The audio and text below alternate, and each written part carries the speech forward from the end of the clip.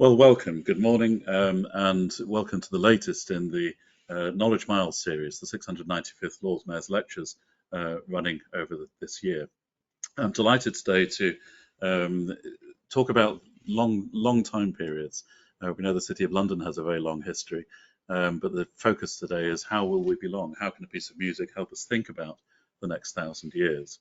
I'm delighted to welcome Gavin Starks, trustee at Longplayer, to speak to us this morning. Next slide, please. I'm Mike Wardle. I'm the Chief Executive Officer at ZN Group. I'm delighted to moderate the session today. And my role is really to do the introductions and the housekeeping and then leave the floor and get out of the way for Gavin. So the programme for today is very simple.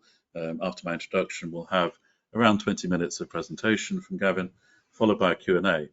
If you haven't used the GoToWebinar system before, the way to put in a question or an observation or a comment is to find the questions tab on the dashboard on your screen, type it in, that'll come to us and we'll be able to field those during the Q&A session. And you can put in a question or a comment at any point during the presentation, so please don't hesitate. If something strikes you, please get your question in. Just to say that we'll be passing on contact details for those of you who do ask questions or make a comment to Gavin. So if there's any need for any further follow-up discussion, that can be made possible. Finally, just to say we're recording the session today and we'll be posting the recording on our website in a couple of days' time. That means if you want to go back and look again because it was so fascinating, which I'm sure it will be, or more importantly, I think if you have friends and colleagues who you think would find it interesting, there'll be a recording of the event which you can share amongst your networks as we go forward.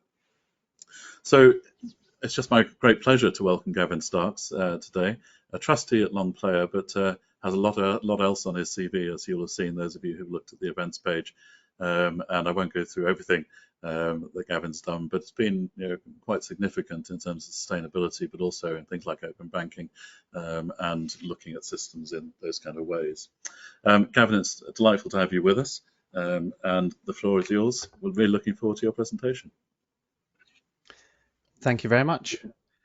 Just give me 1 second here to screen share. There we go. Well, thanks for joining today. I'm very much looking forward to introducing you to Longplayer and then hopefully discussing it at some length. It's all about conversations. So what I'll do today is tell you what it is, talk a little bit about why it is, what's interesting to me about it, and then what we could maybe do next.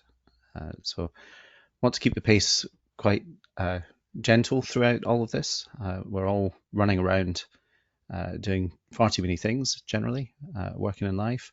And Longplayer is partly a way of pausing and asking different kinds of questions. So what is Longplayer?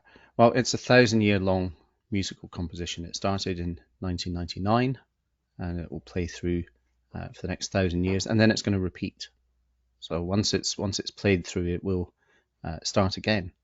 It was created by Jem Finer, a musician and artist, and originally produced under commission from Archangel, and now has its own trust looking after it. And part of my function as a Longplayer trustee is to think about the long term and how is this thing going to last for 1,000 years. And certainly, on this particular stage, very relevant because so much of the work and the heritage of the Lord Mayor goes back for many, many centuries. And so it helps us maybe anchor that thinking on this time frame is possible. So if I start with what is Longplayer, at one level, it's a set of singing bowls that play and loop at different rates.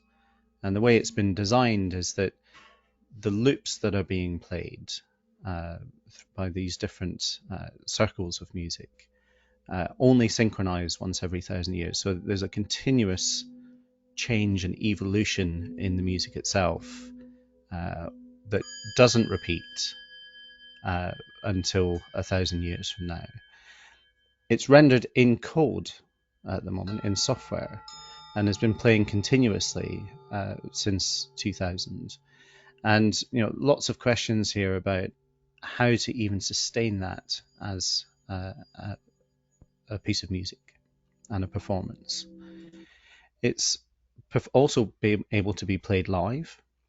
And here on the left-hand side, you have Jem with colleagues playing the piece on vinyl. So a number of different record players, and picking a time frame, a snapshot, a very small snapshot, obviously on the scale of 1,000 years, to play live. And so it is possible to extract, if you like, from the code of these loops how the different evolutions in the program can be dipped into over time. And so this is very physical, it's very contemporary, it's very of the moment. You wouldn't have been able to do this 200 years ago. You might not be able to do it in 200 years from now. Who knows? There's also the performative element of playing the bowls themselves. So here the installation itself is in Trinity Buoy Wharf, just opposite the O2, where there's the installation of physical objects, but on the right hand side here you'll actually see the computer that is playing it. It's an old iMac in the corner there that is resiliently been playing the Longplayer live stream now for a very long time. But we don't expect that to last, the period. So we need to think of different ways of performing and creating that. And it's in a very iconic space in this lighthouse. And you can go and visit and experience the space and listen to the music from the lighthouse. It's quite a beautiful experience. But really, Longplayer is about conversations. And so over the years, now turning into decades, we've hosted many, many conversations from really very broad range of individuals. And I've listed out here some of the annual events we've done. We have a Longplayer conversation, which has included Sir David Attenborough and Brian Eno and James Lovelock. And then we've had larger events where you can see there the bringing people together and having them lead conversations with each other, but then have that itself be cyclical. And so there's questions in here for us about what's the nature of conversation? How can we ensure that we bring different voices together and connect and reconnect and continuously build on and evolve and loop around in our conversations? And I think this is a very powerful thing for us to consider as we go forward in this. And I think for me, Longplayer helps us ask many questions about our world and our role in its future. It helps frame questions that are much bigger than us, but they're not infinite. I think that there's something very special about the time-bound nature of the project, because it leads to many different questions. What might be happening in the future? What might our role be or our impact be? How might we communicate across 40 generations? Or what might be happening on its fifth loop, in year 7,000? And I think the fact that it is time-bound helps us think differently about it. Well, time isn't just infinite. It's we can start framing things in a different way. But we need to take time in order to do that. Now, part of my background, I studied astrophysics. I used to work at the Jodrell Bank Radio Telescope, and that's looking out to the universe, trying to look back in time, back to the origins of the universe and the infinity of space, for some definitions of infinity. And so for me, I've felt a very personal relationship with Longplayer, because it starts to frame things in a much, much longer time frame. I also did a master's degree in electronic music, asking a lot of similar questions about how we perceive time and how we think of time away from clocks. Clocks are not necessarily very useful when you're trying to think about time. But when you get lost in music, and Jem and I have spoken about this many times, the concept of time shifts in our perceptions quite radically when we're performing, or if you're listening or being part of music. But let's go back, to a bit further than the longevity of the Lord Mayor's remit here, back to Dante's universe, where we had a particular view of the world. Again, this is in less than 1,000 years ago. A very different perspective and a very different understanding of what the world may look like and our role and our place within it. How our sense of reality has really shifted so dramatically over the centuries. Fast forwarding to Copernicus and his view of, well, actually, the sun is at the center of our universe. And then moving beyond that, skipping forward another 100 years or so, how do we start thinking about the physical world and the metaphysical world, the macro and the micro, and starting to bring together these ideas, as we've seen in the conversations, the different skills and different individuals being brought together there, really to ask questions and force questions into the open about the nature of our perception and the nature of our physical world, and how these two things interact. The worlds of the absolute and the scientific and the physical, which has evolved in our understanding over centuries now, to the point now we know we don't understand it as much as we'd like to. When you get down to the quantum mechanical level, there's things which ask quite profound questions about our role and our future and our present. But even the view of what is a finite view of infinity, it was only in the last few hundred years that we conceived that there may be other galaxies, that we were in a galaxy and there may be others. And so that we've had this evolution really over centuries to say what is our role and what is our place. And then we bring that to the present day. And this image here is the image of a black hole, which is acting as a gravitational lens for a galaxy behind it. So the circle here is the light that has been bent round the highly gravitational object that is in the way and bent it into a circle. And that really, that the idea is behind this kind of circular kind of context of how we think about time, how we think about space. And here in a very visceral image, we can see that space itself is bending light and bending time itself into shapes that we struggle to really visualize. It's a three-dimensional world here that has been bent in time.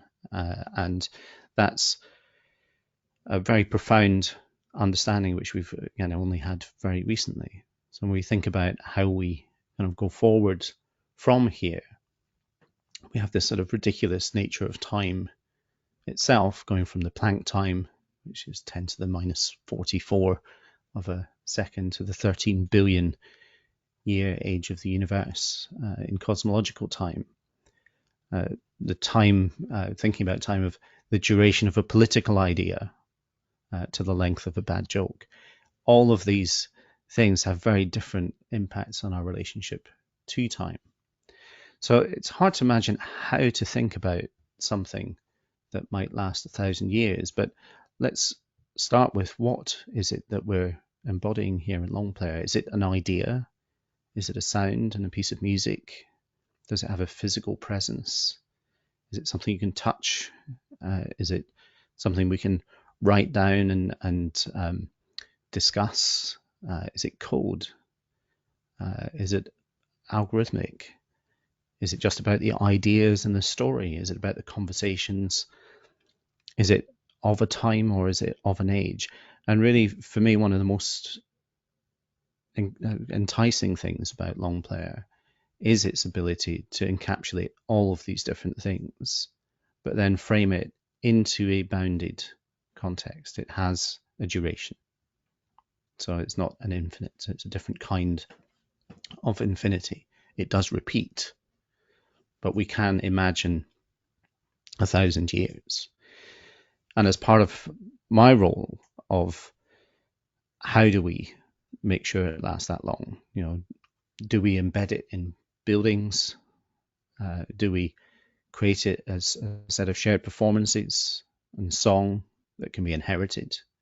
Should we engrave it into rock or beside a collection of singing bowls, which are likely to last? But do we take more radical approaches? Do we score and code and encode the software into the DNA of another life form? Do we create it as a nursery rhyme? Do we create a series of stories that can be told across dinners and lunches and in venues like in this? How do we make sure it persists in a formal and an informal space, both online and offline? Do we need it to be in a satellite orbiting Earth or in a deep space mission to make sure it can outlast us as humans? And in our contemporary world, as the web and AI become more and more prevalent in our world, is there something here where we can encode it and hide it in the ghost of the machine? Are there other places that this can list? And again, today, could it sit within the remit of a Lord Mayor as a custodian for this law? And we were discussing just earlier about the role of the sheriff in the city has lasted for more than 1,000 years. So there's lots of framings here which help us ask many questions about our world, our role, and meaning, and what this means to us in the future. And I think that this time-bound nature of the project focuses us not on the infinite, but really what might our role be in the near yet far horizon. And when we think about the omni-crises that we're in at the moment, from climate change to species collapse, to challenges with the ocean, biodiversity, conflict, disinformation, and so on. What are our roles? How might we communicate across generations? And how can we ensure that these ideas persist? And what is it that's persisting? So really here, the Longplayer embodies a sense of place that isn't bound by where, but by when. And when we consider the question, what else has lasted or will last for centuries? That's religions or songs, empires, businesses, there's 1,000-year-old Japanese hotels, or how do we encode this into tapestries, into standing stones, into mathematics, or into accountancy? What things are going to last and stay the test of time? And so as we go through this journey, I think the role of the artist is incredibly important. Fantastic quote here from Rabinovitz on the role of artists to think and create on the same scale that society has the capacity to destroy. And we know through history that this cycle of creativity and destruction is persistent and is extremely hard to engage on a multi-century time frame. And so when we think about this journey we're on through this sort of fantastically impossible unbound and bound worlds, we need to navigate through arts and connections that snap, that unpack and repack the environments in which we think. We need to explore materials and objects, squint at prime numbers, upend writings and readings, ring bells and spin vinyl, improvise and perform, join the digital and the analog. We have a compass let's now chart some new maps. So I'll pause there and we can come back to questions, because this is very much a conversation starter. Well, thank you very much, Gavin. And I'll try and match your pace, because I think you started by saying we just need to take this at the right pace and allow time for things and for conversation. We do have some questions coming in. The first one from Charles Vermont, which is, isn't the problem that in the long run we're all dead? So where does time fit with our mortality? Well, I think that's the fantastic question. Is that our great grandchildren will still not be connected. They'll have forgotten who we are. But here there are ideas that do persist. There are musics that persist, and writings and structures, including this office. The Lord Mayor's lecture series, the 695th one, and the role of institutions in this is extremely important as we go through. How do you create this persistence of knowledge and persistence of memory? And the kinds of questions that we are asking is, how do those get passed down in a meaningful way? And I think it's fascinating to say, well, you might often start, say, well, let's go to the libraries or go to the institutions that have persisted. But we also know from history that they don't always persist. And so a nursery rhyme may be a more powerful way of carrying something forwards as a tradition than some of the institutions that we currently have. So these questions, I think, are really front of mind for us. And the role of us as individuals in our microscopic journey on the longer path here is important if we are building for that long-term future. I've got a comment from John Wood. He's first of all mentions Carlo Rovelli's book called The Order of Time, in which he says time is ignorance, and refers to Edmund Muir, who wrote in this poem One Foot in Eden. He writes, time's handiwork is by time haunted. And John's question is really, how do we escape the tyranny of chronos time in our society at everyday level? And secondly, Longplayer is fascinating. Is it being, or can it be, cascaded to schools, students, the general public, more than it currently is? Well, on the second point, I certainly hope so. And that I'm encouraged that we're 24 years in and still having these conversations. We have managed to survive. Now there'll be some continuous challenges in that, and I'm very keen that we create more assets and more ways of intervening, whether that's a Longplayer lunch that anybody can set up, but it has maybe a format to it that we could provide as a basis, or whether it's just a provocative question that can be dropped into a classroom. I think these are all incredibly valuable things to do. There are many things on the website on longplayer.org, which I'd encourage everyone to have a look at, including many of the conversations. And one of the reasons I want to go through the types of interaction that we've been having is there's not really a boundary, if you like, to how those conversations can be held. And one of the things we didn't particularly touch on is there's a series of letters that were written from one individual to another and then passed on. That conversation would play forward in time as well. So I think there's lots of different ways of engaging around this. And I think as we get faster and faster, I think we're all extremely conscious that the industrialization of the world has brought us physically closer together and temporally closer together. The web has obviously accelerated that further.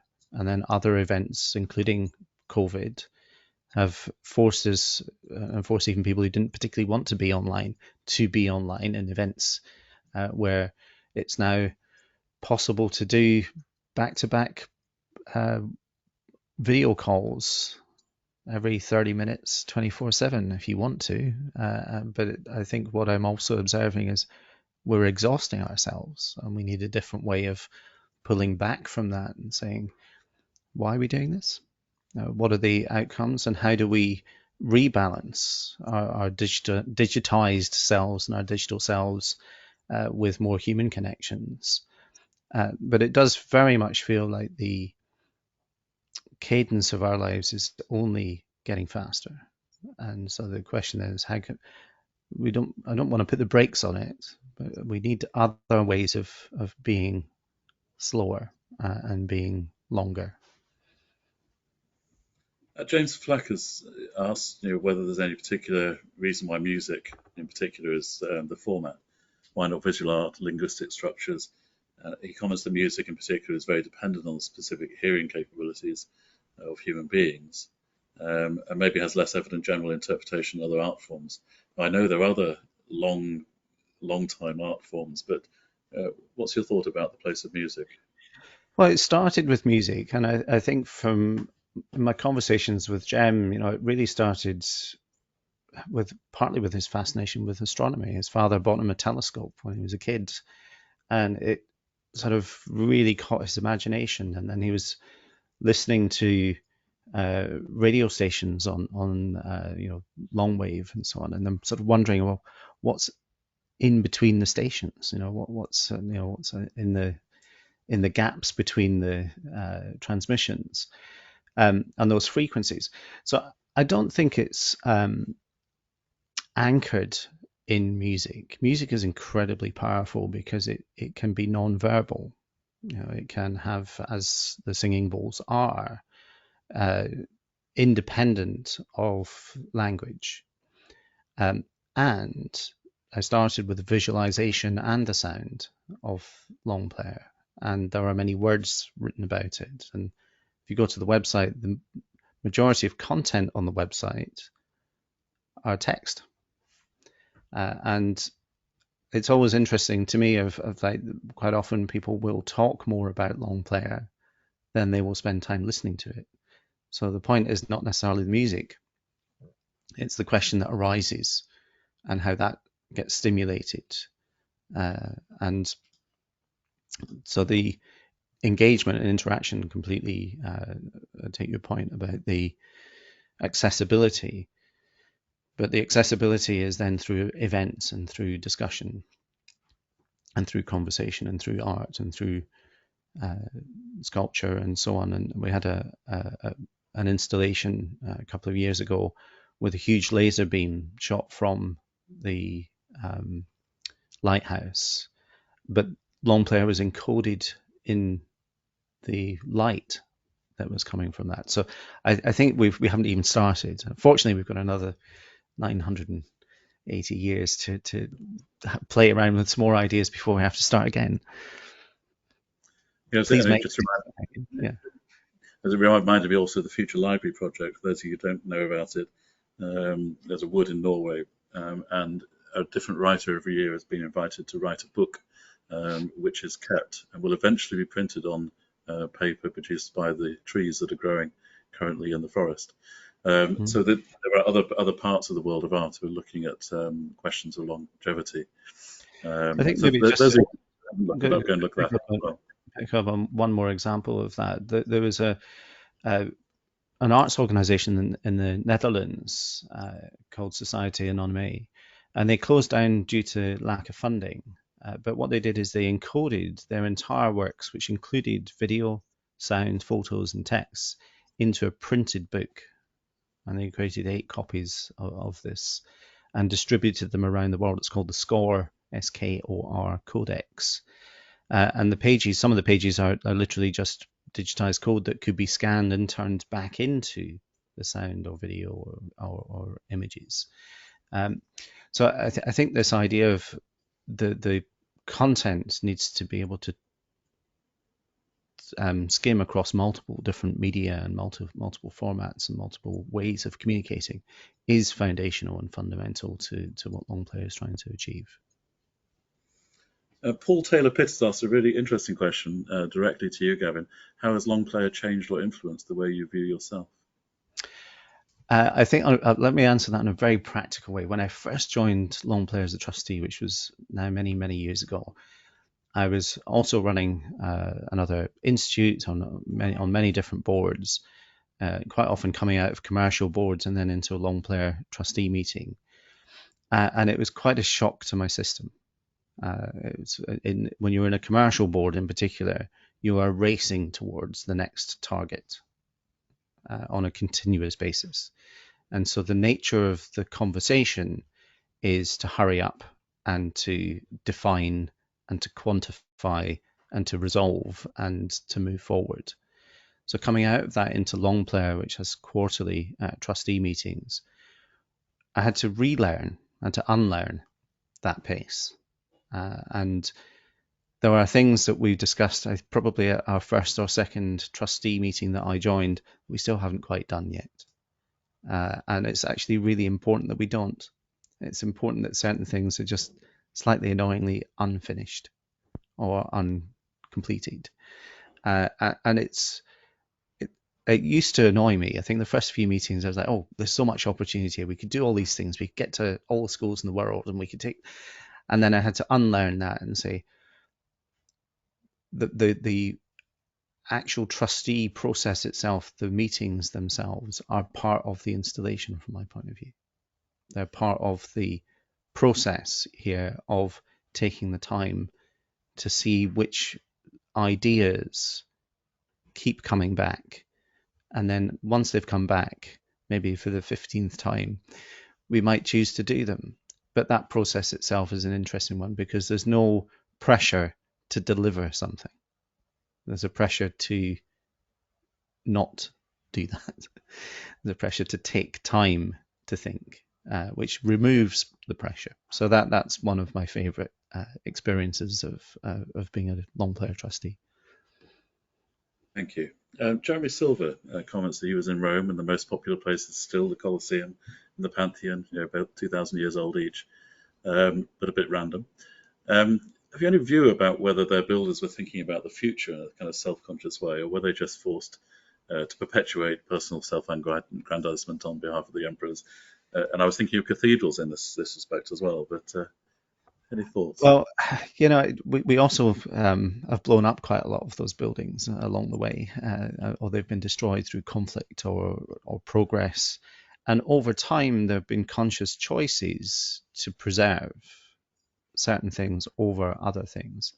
Now, I think to Jeremy's point, what was the intent of the creators? Was it ego-based? Certainly, I think we all know that had an element to it. But as well, when we think back to the time and the context when those things were being created, the individual's perception of the universe was wildly different to what we know today. And so when at the moment, our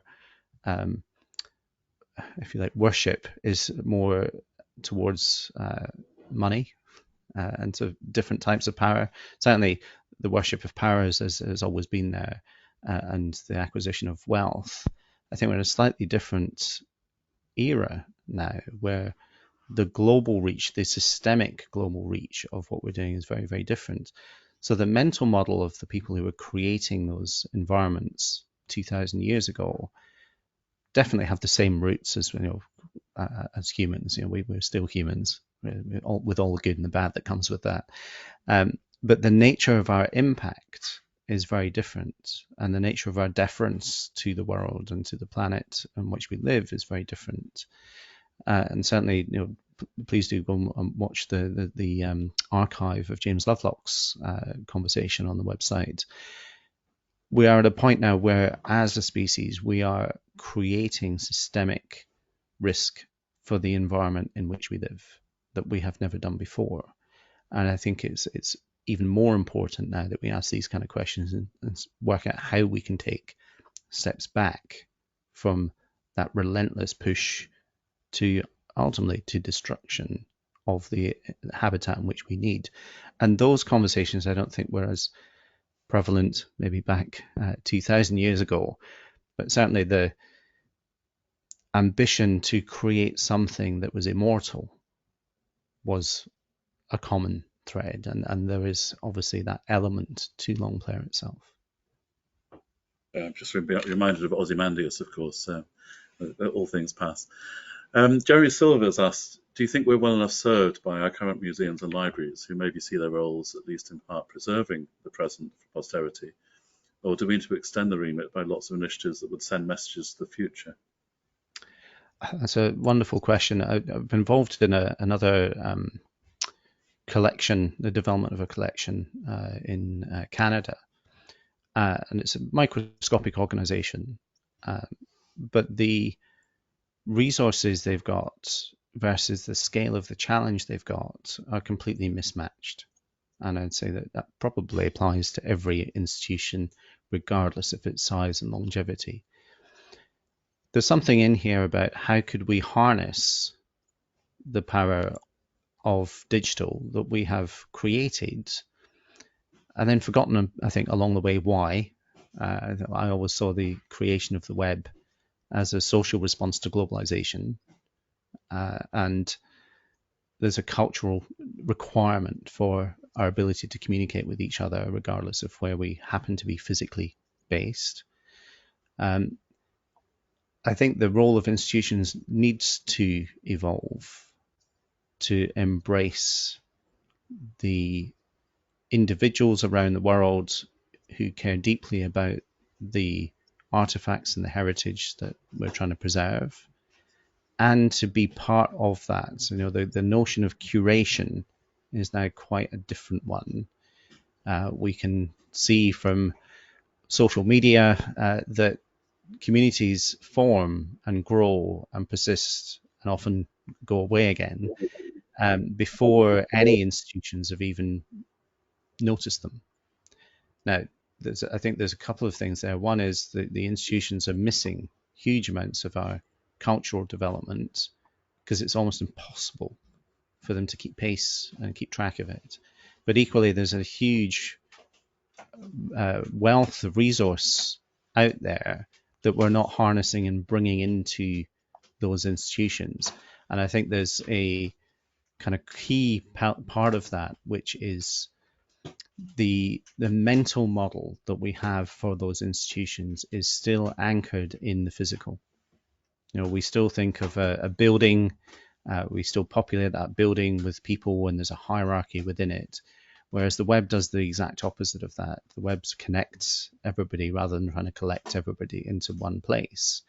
And I notice this every day of my work, is that we struggle as humans to think of a completely web-like ecosystem out there as being a structure with which we can engage with and use in the curation, maintenance, and engagement with our cultural past and cultural present and cultural future.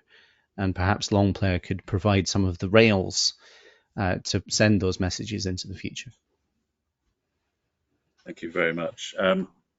Sukatra Anil has commented there's been attempts to integrate human wisdom across various domains, consilience of bringing ideas and different disciplines together. And when we pass on our wisdom to posterity, he suggests, wouldn't this be a better way to do so? He just added a quote from Greg Henriquez, developing a system for integrating knowledge is not just an academic enterprise, but is increasingly one of the most pressing social problems of our time. What about this idea of integration of knowledge and wisdom? Well, I think, again, over the last decades, not very long at all, we've seen the explosion of the most effective information architecture in history. It's called the internet and the web. And we're still at the very, very beginning of that. Again, when we think about our worldview and we go back to, the views of Dante or the views of Copernicus and through to Thomas Wright, as was in my slides. Each of those eras had a different mental model of the universe. And we're 30 years into the web. So we haven't started. So this idea of how can we integrate and bring together the humans, the knowledge, the expertise that we have worldwide, the opportunity is exactly in front of us. And we need to also learn from the lessons of history. If you go back, over a century now, when radio and television were being invented, the ambition for radio, there was a kind of utopian vision of, well, this will bring universal understanding, universal knowledge, and then as a result of that, we'll have world peace. And same with television, we'll have access to education for everyone. And obviously, I was heavily involved in the early days of the web, and absolutely, there's those same utopian visions of, well, if we can connect everybody and bring all the world's information together, it will bring about common understanding and common knowledge and peace. And well, here we are. And I wouldn't say that is necessarily the case. So the challenge is what structures do we need around us to help us step away from our day, as we're doing right now, and come into a different space to think about this in a different way, and think into the long term, and think into the sort of passing forward of knowledge and expertise as we go forward. Thank you. We've only got a few minutes left. I'm going to ask you just to comment quickly on some of the remaining comments and questions. First of all, I'll link two questions. John Norton asked, does Longplayer have anything to say about evolution, do you think? And secondly, a question from Nikki Holzhausen, thanking you for your comments. But what's your view on DNA passing through experience? And those two, I think, are a bit linked. I think it's great. I mean, it's very much the part of the point here is to be provocative. It's what does this kind of future look like? Because the idea of being able to encode something into DNA didn't exist. We didn't even know DNA was a thing until recent history, and we might have thought it completely impossible for such a thing to exist. And then we might have an ethical position of, well, that obviously we couldn't possibly do something like that, because we would be breaking some fundamental social contracts or religious contracts in the mix. So I think these are really prescient and important questions, and I think we do have to start broadening. And I do think Longplayer is a good platform on which to have these conversations, because there are wildly different cultural norms, and even within one room, I'm sure the people on this call have a very diverse set of views. But when we look more to culture broadly, if I pick cultures where the views of the community are more important than the kind of views and the rights of the individual. So there's a community right to which artifacts are allowed to even be seen or touched or photographed or digitized. There are cultures where as a community, there's an agreement that you can't digitize something. In fact, the only place where something can be experienced is in person, in that physical space. And I do wonder, whether some of these things, as our world gets more and more complex and more interwoven, today's the simplest it's going to be. There's always the truism. We also see, and we have seen, with this huge ability to pass down knowledge and connect everybody, we see a vast increase in disinformation and conspiracy theories and things that go against the grain, but they have a different channel to reach scale, and that can be and is extremely disruptive at the scale that we are now doing it. And so the inheritance, if you like, here is, I think part of it is working out how we bring, if you like, the elders' conversation and experience and knowledge to the table, and ensure that gets passed on in an increasingly and fairly infinitely noisy space. And how do we cut through that? Thank you. We're kind of out of time, but there's a few more questions that, if you don't mind, just hanging on for another few minutes. Certainly. Um, Charles Beaumont, who asked the question about mortality earlier, asked whether doesn't your view lead to a belief in reincarnation, which may be too big a topic to go into in Gosh. great detail, but it covers some of that other cultures. And Jeremy Wilson, who says good to see you again, asked the question, do you have a sense of how other cultures view us? I think you've just commented on that. Mm. Uh, but yeah, how does it make us think about ourselves and our But souls? I think the idea of reinc- reincarnation of ideas is a constant. You know, ideas are constantly uh, created. They live. Sometimes they die and then they're reborn. So the ideas behind Longplayer, I'm sure that we will find that there's a repetition to them, and maybe there's a whole range of different cadences and the 6 different loops that constitute the Longplayer itself all move at different speeds. So there's a notion of the birth, life, and death of ideas, and embodied in those loops, which I think is quite profound. So yes, there are notions of reincarnation in there, but it's a reincarnation of concepts and ideas. And I think on the broader cultural piece, that we I think it's a very, based in the UK. I think we need to try and extend the reach and the kind of multicultural engagement. But as a microscopic charity, that's quite challenging to do. But we'd Thank you. certainly encourage and want to team up with others to help broaden this conversation. Well, there's an invitation to anyone out there who would like to sponsor a conversation through the Longplayer Foundation, I think. So Katu Anubhav has just commented, following up on your answer, that knowledge representation, which is the view promoted by Marvin Minsky, seems to be a promising way forward. So we'll think about that further. John Wood asks, as the Square Kilometre Array listens deeper into space, is Longplayer broadcasting into the universe? Is this sort of SETI territory? That's a very good question. I think that there have been radio transmissions of it, but there isn't a continuous radio broadcast, and that's one of the many ways that we could think about that. We have talked about that at length. We've talked about having a satellite which could be solar powered and solid state that could probably outlast a couple of civilizations worth of time, broadcasting it back down to Earth, so that when we've forget when we've well, hopefully we won't, but if we get to the point of destroying ourselves enough that we've forgotten how to do radio, and then it gets reinvented in the future, somebody would then be able to find it and kind of go, oh, there's an ancient civilization here who got as far as getting satellites into orbit, in the same way that we look at the pyramids. Thank you. I'm going to take a couple more questions just quickly before we close. Simone Kriakiu has asked, can a long view of music and music creation help with democratization? Will tech AI enable more people from various backgrounds to engage in the process of using and making sound and music?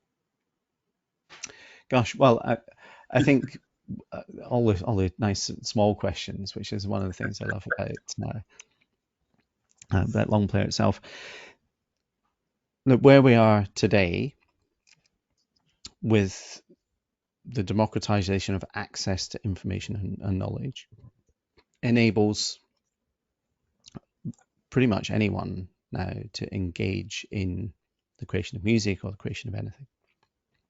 And as the positive elements of AI come forward, being able to mentor and create and educate and tailor knowledge exchange to individuals in ways that they find most useful is going to go through massive change. Our education systems are really going to have to move quickly to keep up. On the negative sides of things like AI, it would be nice if we would focus on making the AI useful tools for humans rather than the other way around. And I think that's a huge conversation about the social contract that we want to have between ourselves and our technologies. I'm going to close with, first of all, a comment on the last question. James Fleck, who spoke about Rome, just saying that cave drawings have survived for 30,000 years and we still derive meaning from them. But music is kind of dependent on specific coding in some ways. He knows composers and musicians who inhabit very specific worlds of music relevance. We'll just leave that comment there, I think. But in terms of a question, the question really is about what we can learn from the way that you and your colleagues on the foundation have been thinking about time in terms of business. So Deborah Webster asks, business shapes the world we live in through products and services, but a lot of the thinking, decision making, as you suggested, is short term. What kind of 3 specific things arise from your thinking which would add value to boards and investors and get them to play a longer game? Gosh, well, I think we look at, in my day job, I'm working on climate change, and what do we do from a commercial and a political perspective in that. And the starting point there for me when I was re-engaging with the climate challenge was to ask which institutions in the commercial world have to think in the longest term. So I started with the pension funds and the insurance companies and some of the sovereign wealth funds, because they're by design have to think about the longest time frame. But those time frames are still only in at most decades. They don't have to think in terms of centuries. So I think there's a stronger link between the institutions, such as our host today, and the commercial world to say, what society are we creating for our future?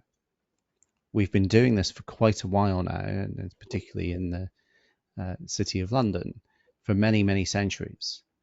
And so there's a balancing act in there, which is part of the social contract that we must engage with, where industry must balance its pace with our long-term social needs for their own good as well as everybody else's good.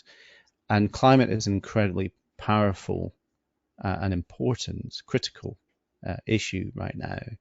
The trajectory we're on right now will destroy our economy. And the politicization of the issue, I think, has been deeply, deeply unhelpful, because ultimately it's about the well-being of our society and our economy and everything that goes with it that we need a common voice on. So having that conversation at the board level is extremely hard for a board to have, because they have fiduciary duties to work at pace. So there needs to be another voice that comes into those conversations, which is where the non-profits and other structures that are around us in this forum must be at the table. Well, thank you very much. We really have gone over time, and thank you so much for being willing to do so, and thank you to the audience. Many of you have managed to remain with us. Just going to very briefly mention what's coming up next Tuesday: personal reflections on using management insights from physics and economics to approach pressing societal challenges.